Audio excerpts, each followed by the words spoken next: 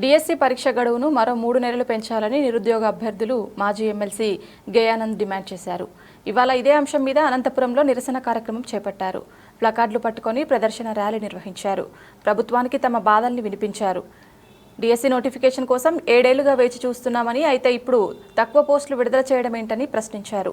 అనంతపురం జిల్లాలో 800 పోస్టులు కూడా లేవన్నారు. అందుకే ఒక శాస్త్రీయ పద్ధతిని పరిశీలించి కనీసం 2000 పోస్టులు ప్రకటించారన్నారు. ప్రశ్నాపత్రం కూడా అభ్యర్థుల్లో ఆందోళన ఉందని, అందుకే ఏ జిల్లాకు ఆ జిల్లాలో కామన్ క్వశ్చన్ పేపర్ ఉండాలన్నారు. ఇన్ని రోజులు డిఎస్సి కోసం వేచి ఉండి వయోపరిమితి కొందరికి ముగిసిందని, ఇది ప్రభుత్వం చేసిన తప్పు కాబట్టి 44 నుంచి 48 ఏళ్లకు వయోపరిమితిని పెంచాలని మాజీ ఎమ్మెల్సీ గయానంద్ డిమాండ్ చేశారు. మీరిచ్చిన 45 రోజుల గడువు దరఖాస్తుకే 15 రోజులు పోయిందని, ఇక అభ్యర్థులు ఎప్పుడు చదువుకుంటారని ప్రశ్నించారు. డిఎస్సి అభ్యర్థులకు ప్రభుత్వం చాలా అన్యాయం చేస్తూ ఉంది. ఎందుకంటే నోటిఫికేషన్ ఇచ్చిన 45 రోజుల్లోనే పరీక్ష రాయమని చెప్పి ఒక తేదీలు ప్రకటించడం వల్ల ఈరోజు డిఎస్సి అభ్యర్థులు చాలా ఇబ్బందులు పడుతున్నారు. మొదటి 10 రోజులు అప్లికేషన్స్ వేసుకోవడానికే సరిపోయింది. వెంటనే ఈ గడువును కనీసం ఇంకో 3 నెలలు పొడిగించాలి అని చెప్పి నేను డిమాండ్ చేస్తున్నాను. ఎందుకంటే పెద్ద సబ్జెక్టులు చాలా చదవాల్సినవి ఉన్నాయి. ఏళ్ల తరబడి దీన్ని నాంచడం వల్ల ప్రభుత్వం సీరియస్గా ప్రిపేర్ అయ్యే సమయం ఇప్పుడైనా ప్రభుత్వం ఇవ్వాల్సిన అవసరం ఉంది. కాబట్టి ఇంకో 3 నెలలు ఈ డిఎస్సి పరీక్షల సమయాన్ని పెంచాలి అని చెప్పి నేను డిమాండ్ చేస్తున్నాను. అదేవిధంగా ఈరోజు వేల మంది అనంతపురం జిల్లాలోనే 30,000 మందికి పైగా ఈరోజు అప్లై చేశారు డిఎస్సికి.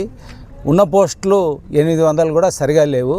అంటే ఆ 800 పోగా మిగిలిన వాళ్ళందరూ, మిగిలిన వేలాది మంది ఏమయ్యేట్టు, వాళ్ళు ఏం కావాలి, వాళ్ళు చదివిన చదువులు ఏం కావాలి.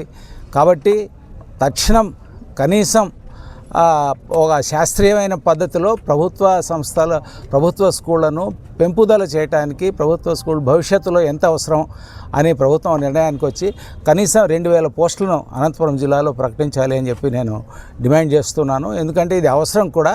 పేదవాళ్లకు మంచి ప్రభుత్వ స్కూల్ ఉంటే వాళ్ళేం ప్రైవేట్ స్కూళ్ళకు పోరు. మంచి ప్రభుత్వ స్కూల్ని పెట్టాల్సిన బాధ్యత ప్రభుత్వాందే. కాబట్టి తక్షణం ఈ సంఖ్యను కూడా పెంచాలి అని నేను డిమాండ్ చేస్తున్నాను. అదేవిధంగా పరీక్ష పత్రం కూడా, ఆ క్వశ్చన్ పేపర్ కూడా చాలా డిఫరెంట్గా, రకరకాలుగా ఒక్కొక్కరికి రకంగా వచ్చే పద్ధతిలో ఉంది. కొంతమందికి కష్టంగా రావచ్చు, కొంతమందికి సులభంగా రావచ్చు. కాబట్టి ఇది అభ్యర్థుల్లో ఒక ఆందోళన కలిగించేట్టుగా ఉంది. కాబట్టి ఏ జిల్లాకు ఆ జిల్లా ఒక కామన్ క్వశ్చన్ పేపర్ ఉండేట్టుగా ప్రభుత్వం తక్షణం ఒక ప్రకటన చేయాలి అని చెప్పి నేను కోరుతున్నాను. ఇవి చాలా ముఖ్యమైన డిమాండ్లు, చాలా ముఖ్యమైన సమస్యలు.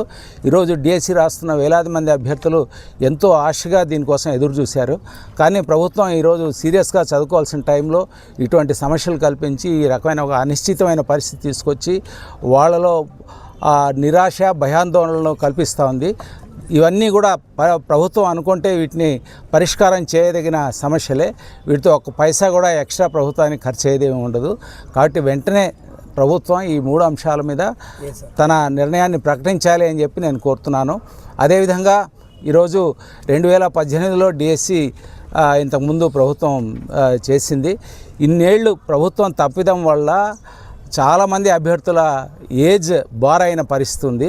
కాబట్టి 44 ఏళ్ల నుంచి 48 ఏళ్లకు, ఎందుకంటే ప్రభుత్వం తప్పిదం వల్లనే లేట్ అయింది కాబట్టి ఈ ఏజ్ని కూడా పెంచాలి అని చెప్పి నేను డిమాండ్ చేస్తున్నాను. అభ్యర్థులకు కూడా చాలా అన్యాయం జరుగుతుంది. ఎందుకంటే కోచింగ్ 3 నెలలు తీసుకునే అవకాశం వాళ్ళకు ఉంది.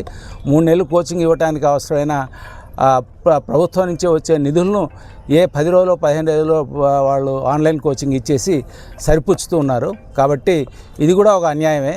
ఈ 3 నెలలు గడువును పొడిగించడం ద్వారా వాళ్ళకు సరైన శిక్షణ ఇచ్చేట్టుగా ప్రభుత్వం తగిన చర్యలు తీసుకోవాలి అని చెప్పి నేను కోరుతున్నాను. అట్లాగే ఎస్సీటీలకు కూడా ఈరోజు అవి పెంచాల్సిన ఆ సంఖ్యను పెంచాల్సిన అవసరం ఉంది.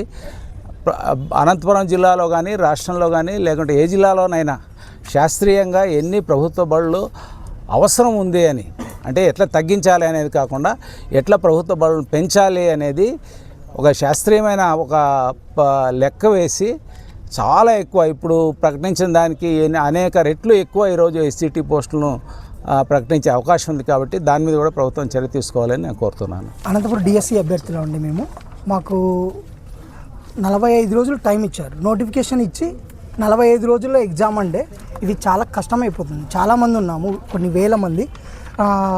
ఈ టైంలో 45 రోజుల్లో మేము ప్రిపేర్ కావాలంటే చాలా ప్రాబ్లమ్స్ ఉన్నాయి. అందులోనూ దానిలో కూడా మీరు అప్లికేషన్ ప్రాసెస్లోనే మాకు 10 రోజులు కట్ అయిపోయినాయి. మేము మిగిలిన 20 రోజుల్లో ప్రిపేర్ అవ్వాలంటే చాలా కష్టమవుతుంది. ఇది ఎట్లా అంటే వీళ్ళు గవర్నమెంట్ ఏమంటుంది, మేము 6 నెలలు టైం ఇచ్చిన. 6 నెలలు కాదండి, మాకు లాస్ట్ 7 ఇయర్స్ నుంచి మీరు నోటిఫికేషన్ లేదు. మీరు మాకు 7 ఇయర్స్ టైం ఇచ్చినట్టు ఆ లెక్కన. అది మీరు గమనించి మీరు కనీసం అంటే ఈ టైంని 3 నెలలు పెంచితే, ఇంకో 3 నెలలు ఇస్తే అందరికీ న్యాయం చేసిన వారు అవుతారు.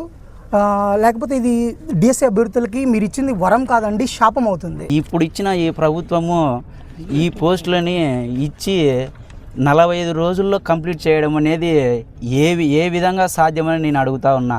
మీకు మాత్రము 45 రోజులు కాదు, 4 నెలల ముందుగానే ఒక ప్రణాళిక ప్రకారం ఎలక్షన్లకు వెళ్తారు.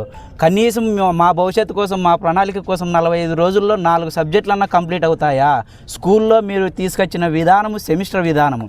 ప్రతి క్లాస్కి కూడా ఒక సబ్జెక్టు 2 సెమిస్టర్లు 2 బుక్కులు అవుతాయి. అలాంటి బుక్కులు ఒక క్లాస్కే 10 బుక్కులు అవుతాయి. 10 బుక్కులు అంటే 10th క్లాస్ ఇంటర్మీడియట్ వరకు కూడా స్కూల్ అసిస్టెంట్ చదవాలి. ఇలాంటి విషయంలో ఈ సబ్జెక్టు మాత్రం చాలా ఎక్కువగా ఉంది. కానీ సమయం మాత్రం 45 రోజులు. 45 రోజులకి కనీసం మీరు నారాయణ విద్యా సంస్థలు, చైతన్య సంస్థల్లో చదివే విద్యార్థులు కూడా ఒక్కసారైనా కూడా చదివితే వాళ్ళ కాళ్ళ కింద దూరుతాం.